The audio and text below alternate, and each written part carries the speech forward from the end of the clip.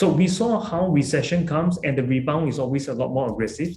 What do you think? Should you be buying now or should you not be buying given a recession is around the corner? What is all this interest about?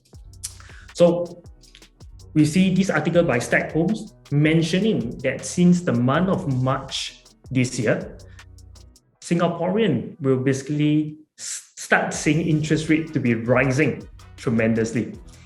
And over here, we also see that the speculation by some property experts are saying that it will rise a few times in 2022. So how many is a few times? So expectedly, we are seeing the Feds to be increasing interest rates by 6 times, all right? And it may be over a period of 3 years as well. And of course, there's an article by Orange Tea as well that states that the city-state, which is Singapore, are pegged to the Federal Reserve in tandem whenever the Feds increase rates. So we move along with the Fed's rates altogether. And thirdly, we also have our mortgage master, our dear business partners of mine, okay, sharing that how does the SORA and of course the Fed's rate hike affect your home loan in 2022. So we also mentioned that this will definitely increase your monthly repayment. All right. And also, we talk about taking steps to increase fixed rates. We see some banks doing that already. And that's where on the opening speech just now, we talk about resale home loan rates are hitting beyond 2% point. Okay. So learning from the past, projecting the future. And this is a very, for some of you who have attended my previous masterclasses before, I actually went through this graphic or infographic previously, and it's on this masterclass called the En bloc Analytical Masterclass. But this time round, we are not going to talk about en bloc, we are going to talk about recession focus, as you can see on the title. So to give you some context on the legend, so on the left axis, if you follow my mouse, this is basically focusing on URA price indexes, and these are pertaining to non-landed private homes only. And the right side shows the right axis shows the transaction volume in 5, 10, 15,000. At the bottom axis here, we see a time stamp from year 95 all the way to year 2020, which is a 25 years period. So at the top, what we are seeing, it's by way of government self-inflicted cooling measures. And these are by way of so-called government self-inflicted measures, okay? And the one at the bottom, what we are seeing is external shocks that are caused by the external environment. So what we are seeing is either by way of crises, war, it could be financially or physically, and then also the pandemic as well. Okay, so we want to be more recession focused. So today we're not talking so much about the self-inflicted cooling measures. We are going to touch a lot about the recession, and that mainly comes with the external shock. So the first one we had is the Asian financial crisis in 97-98, and the second one is the US going to war with Iraq that happens in 01 all the way to 03, with SARS being part of the pandemic as well. The third is the GFC, global financial crisis, and also the fourth one, what we have is technical recession starting from year 14 all the way to 2017 with the US-China trade war. And the fifth one we have is the COVID-19, which is what we are facing along, if you're talking about today, we added on with the Ukraine and Russia war, right? Okay, so what we want to focus here and talk about recession, and over more than a decade ago, we have a recession that happens in year 08-09, which is the GFC. And that period created a very subdued sentiment in the market.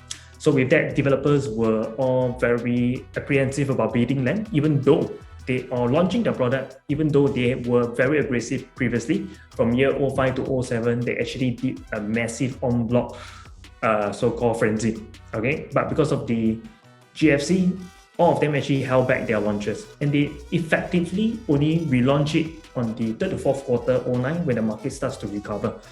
And right after the recession and the launches that happens, we see how the market push up by 62 percentage points over the span of 17 quarters, which resulted the government to actually introduce 8 sets of cooling measures, the most damaging one in June 2013 called the total debt servicing ratio. Okay, and that is where we then see the next technical recession shortly happen just after the 8 sets of cooling measures, and this actually brought the market down by 15 quarters, down by a 12 percentage point. So again, it prolonged all the way until the US-China trade war that happens in 2017. But what happens next was the rebound. It took them 15 quarters to go down 12 percentage points, but it only took them 10 quarters to go back up to equilibrium. So the downtime to the rebound is actually not equivalent. And with that, the government introduced another set of cooling measure on the 5th of July 2018. And that's where loan to value dropped from 80% to 75% because we were rebounding at a very aggressive rate. And then again, we are projecting a recession in the coming years. And this is an article very, very recent. We are talking about approximately just a few days ago, 28th of May 2022, just 3 days ago. And this is by Channel News Asia. So we saw how recession comes and the rebound is always a lot more aggressive. So I just want to share with you that what do you think? Should you be buying now or should you not be buying given a recession is around the corner? So I'm going to leave that to you, but at the same time, I'll give you additional so-called insights that you could make sound decision whether you want to enter the market or not, given these past data. All right. Next thing, we then talk about interest rates in a nutshell. So what are the interest rates that we have? Firstly is the board rate. Second, FD link. And third is the SIBOR or SORA. So board rates, basically the definition here is not transparent to the public, sometimes volatile and also high risk. And to share with you, board rates are 100% controlled by the bank and it's not influenced by external forces. So if you have a friend that took a board rate loan in April and you took a loan in May, even though on the onset it looks like the same, but the bank has its rights and under its own precedence, they could actually just change the rates using their own guidelines, and you have totally no say about it. All right, and that's why we say it's a very high risk because you have totally zero reference point on why the bank is doing so. Okay, so it's very high risk, and we will not recommend people to take the board rate. And second thing we talk about is the FD link. So FD link is basically fixed deposit link. It's not transparent anymore, used to be, and not very volatile and low risk. So FD link is basically when you take a loan and the bank lends you based on the interest rate they receive or they are paying out to the fixed deposit interest that consumer deposit FD with them as well. All right. So with that in mind, what we are saying is that these are pegged to the rates that they give out to consumers. So these are very stable. Okay. So it's low risk as well. And the third one we have is called the SIBOR or SORA. So SIBOR is the Singapore Interbank Offering Rate and SORA is the Singapore Overnight Rate Average. So it's very transparent, published openly to the public. Highest volatility because it moves with the market forces, and it's medium to high risk. And right now we only have SORA because SIBOR is already phased out. And comparing SORA and SIBOR, so SORA itself reacts to interest rate movement in Singapore after the event or the fact. And with that in mind, that means they are always reacting to the past. So they are backward looking. They are looking at the events that happens previously. For SIBOR itself, basically it's determined by the banks and always predicting interest rate movement. That means they are always anticipating, or if not speculating, you could say it, right? Or they are reacting to what the market movement looks like. So in this instance, they are forward looking. And to give you some example, before I go into that, SIBOR is already being phased out as mentioned. So as an example, in 2015, SIBOR actually prematurely shot up by 0.5 to 1% before the Federal Reserve even increased its rate at the end of the year. So this is basically a chart that showing you in blue is the 3-month SIBOR and in red is the Federal Reserve rate. And you could see during this period of 2015, the SIBOR, the 3-month SIBOR actually increased almost a percentage point even before the Feds, because they are always anticipating. Okay, and the fact that we are moving towards SORA, I think there is some form of so-called assurance that we will not be doing, but we are not taking a loan that is over speculated.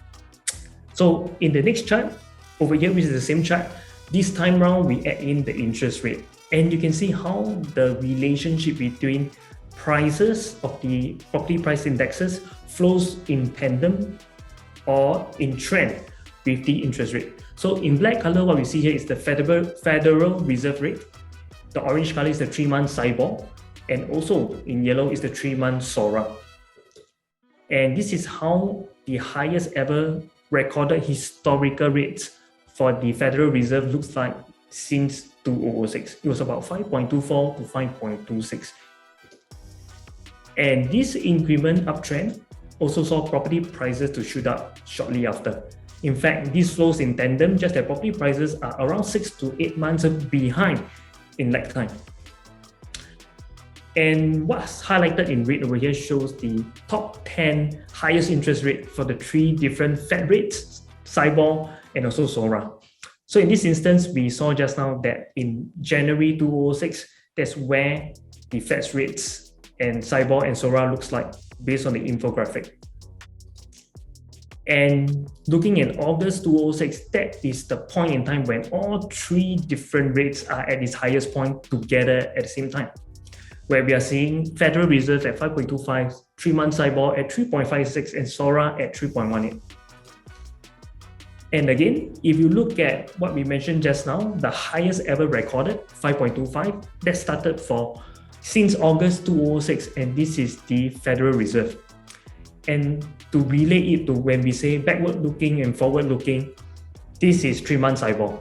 Okay, and 3-month SIBOR actually were projecting where the market is heading given their anticipation. And they saw that in August, or rather in July, the rate starts to increase from 4.99 all the way to 5.24, and hence SIBOR actually increases due to these changes in the Feds. And when we talk about SORA actually did not climb up too high because they are always looking backwards, right? So with a series of events that happened, they actually only rose up to 3.3%. So like I mentioned, that SIBOR is being phased out. Right now, I feel rather relieved that we are using SORA. And this is my personal opinion. David Bay, do basically, share with me your thoughts later, all right? Given my statement being made here. So next thing we need to talk about in the last interest rate high was actually happening between 2018 all the way to first quarter 2020. And the top 10 so-called interest rate for Fed rates, 3-month SIBOR and 3-month SORA, this is how it looks like. And it went as high as 2.4 for the Feds, 2% for SIBOR, and for SORA is 1.7. So again, you can see how SORA is so conservative. So the difference between today and in year 2088, back then, there is no total debt servicing ratio. Loans can be permitted without even income. And as long as you have a guarantor, loan is given to you or is available. The down payment required was only 10%. That means loan to value was 90% back then. There's no ABSD. There is also no seller stamp duties. But in year 2022 today, it's very different. We have TDSR of up to 55%, all right, total debt servicing ratio. Loan permitted without income has to come with show of funds or you're not pledging of funds. Okay, in today's context, they need at least pledging of funds with the bank for the next 48 months at least before we do part showing as well. And there's a minimum down payment of 25%, okay, which means max loan is 75% compared to previous 90%. ABSD is right now up to 35% comparing to it previously where it's 0. And seller stamp duties of up to 12 percentage point. And this is to prevent over speculation of flipping properties as well. So back then, even with all the very, very so-called hyper speculative and lesser policies or intervention by the government, interest rate can be well above the 4 percentage point. And just bear in mind that just now when I was showing you the interest rate chart, right? Those SIBORs and SORA rate are excluding the base rate or the spread rate. So it's actually effectively we add them together, it may go up above the 4 percentage point, all right? And we can see that property will also be sold at a significant higher capital gain. But the converse is true as well, high risk, high return. So people who have bought the wrong properties, as mentioned here, sources from the URA, we saw that people suffer a high loss of almost close to 25 percentage point in year 2009 as well. So in that period of time, there was a lot of speculation buying and over leveraging. But in today's context, it's a lot more stable housing with the policies and also constant government intervention. All right. So real estate in today's context are very dynamic and protective. So we didn't talk about cyclic relationship. Over here, how does interest rate reacts, right? So in an economy where there's more jobs, more positivity in the market, increasing wages, and more money floating around, in order to slow down the rate of inflation, government or the MAS increase the interest rates. And on a slower growth economy or stagnant wages, when less money is floating around, the government, in order to increase spending, they decrease the interest rates to make it more attractive. So in this instance, this is how it looks like in terms of cyclic relationship between one to the other. But given the current times that we are in, it's a very interesting one, because right now we are actually going through this thing called stagflation, where economic growth it's slowing down or even not stagnating, but inflation is going up. At the same time, unemployment rate is also increasing as well. So given this stagflation, how is Singapore performing, or is there even past data to show you? So again, Singapore is only 50 over years old. And the last time around we faced something like that in terms of internationally was back in 1970s by the US. So to give you some context, I think that we are in a very good position to actually not so much be affected by stagflation, because first thing first, we are a free trade country. It means, and again, with the current so-called other investment products, if you know what I'm talking about, are having a lot of uncertainty. Many people want to put or diverse their investment or consolidate their investment to put into real estate on a long-term basis with secured or certain returns. All right, and the fact that we are open to everyone, that means as long as they are willing to pay ABSD, they are able to buy a property in Singapore. Okay, and next thing we talk about, again, the cost of goods are going up, right? I mean, recently we saw the news, chicken, poultry, they are going up since Malaysia is not really bringing it in. And of course, with the Ukraine and Russia war, we see that people are all boycotting Russia as well, and that's where oil prices are going up altogether.